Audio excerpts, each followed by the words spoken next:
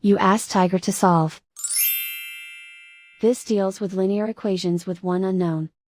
The final result is a equals 12. Let's solve it step by step. Group all a terms on the left side of the equation. Subtract a over 2 from both sides. Group the coefficients. Find the lowest common denominator. Multiply the denominators. Multiply the numerators.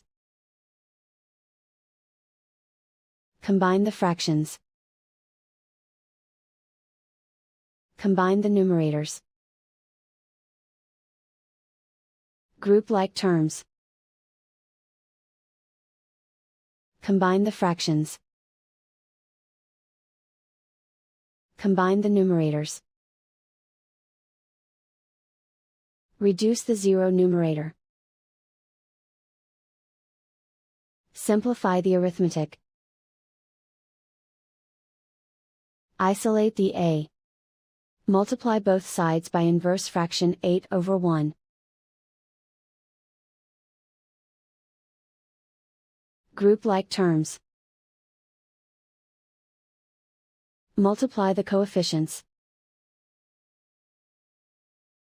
Simplify the fraction. Simplify the arithmetic. And so the final result is a equals 12.